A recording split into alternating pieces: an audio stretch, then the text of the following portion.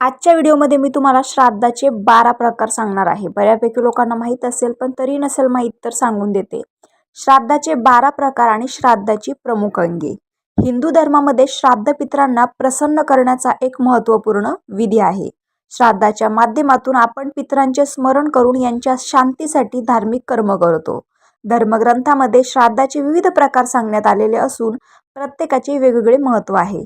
भविष्य पुराणानुसार श्राद्धाचे 12 प्रकार आहेत. भविष्य पुराणानुसार श्राद्धाचे 12 प्रकार कोणते? 1. नित्य, नैमित्तिक, काम्य, वृद्धी, सपिंडन, पावरण, गोष्टी, शुद्धर्थ, कर्माग, दैविक, यात्रार्थ, पुष्टयर्थ हे 12 प्रकार आहे.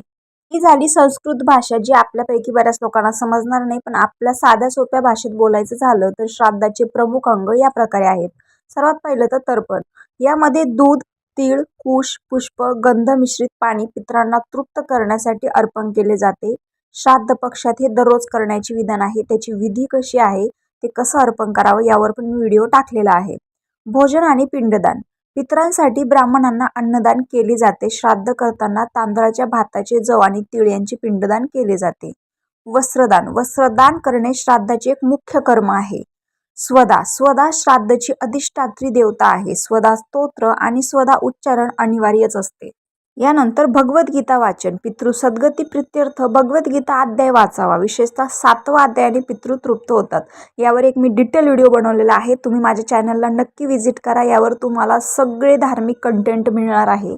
त्यानंतर गोग्रास आणि कावळ्याला घास, जो आपल्याकडे सर्वात जास्त प्रसिद्ध आहे. श्राद्ध झाल्यानंतर गाईला आणि कावळ्याला घास दिला जातो. हवन. देवतांना हवन करणे, मंत्रयुक्त हवन. दक्षिणा. यज्ञाची पत्नी दक्षिणा आहे. जोपर्यंत जेवण देऊन वस्त्र आणि दक्षिणा दिली जात नाही तोपर्यंत त्याचे फळ मिळत नाही. आता बऱ्यापैकी लोकांना असं वाटत असेल की आता वेळ निघून गेली आहे, पितृपक्ष संपत आलेला आहे, उद्या तर आज अमावस्या पण आहे, तर मग कसं करणार? तर अमावस्येच्या दिवशी तुम्ही हे सर्व विधी करू शकतात.